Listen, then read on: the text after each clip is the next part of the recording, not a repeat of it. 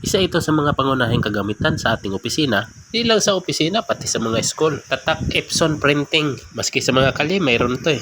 Hindi to siya sira, gusto ko lang i-share. Pag nagkakamali kasi ka ng paglagay ng resibo o kaya papel, Epson palang brand na to. Gaya ng nasabi ko, pag nagkamali, lagi itong matakaw. Ayan mga idol oh, matakaw talaga siya, kinakain pati papel. Baka ganito din yun sa inyo. Gusto ko lang din i-share para dalawa na tayo. Itong printer na to, nangangain talaga ito ng papel eh. Laging gutom. Ikaw ba naman mag-opisina maghapon? Iwan ko lang kung di kukulo yung sikmura mo.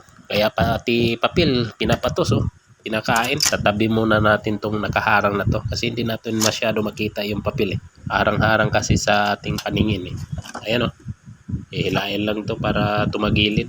O kaya itulak mo lang din siya. Pwede din yun eh. Ayan, kitang-kita ko na yung papel. Ito naman din kasi papel na to, sa dami-dami ng pagsisikan, dito pa talaga siya sumiksik oh.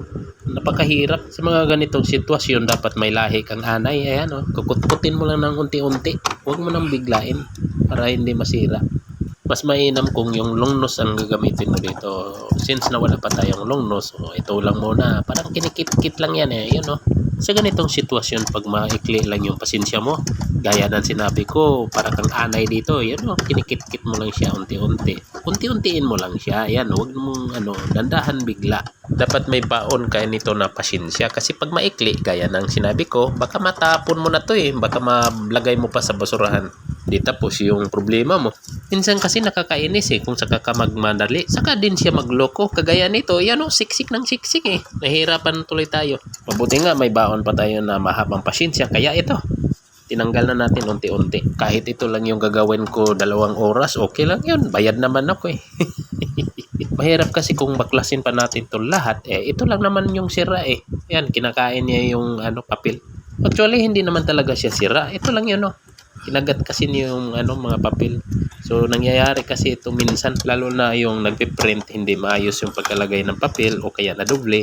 So, yun. Magkakalitsi-litsi na. Okay naman kung magmamadali. May kasabihan nga tayo. Slowly but surely. Alain mo may buo pa oh. Ayan oh, buo pang papel. Sa palagay ko, yun yung nauuna bago itong kulay pink na to. Yung pinaka-roller kasi, ito, hinihila lang natin to para hindi naman masagabal sa paningin natin. Harang-harang kasi.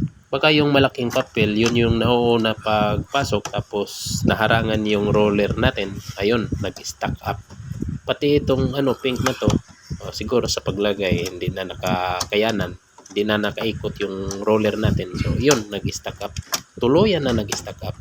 At syempre may lahi tayo na anay. Ayan, unti-unti ko na naubos.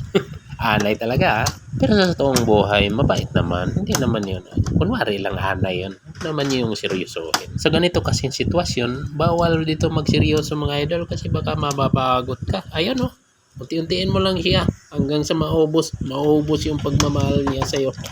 Try muna natin ikutin tong kanyang gear sa tawag nito, sa roller na stack up kasi yun oh, dami kasing kinain eh. Nakailang minuto na ba tayo?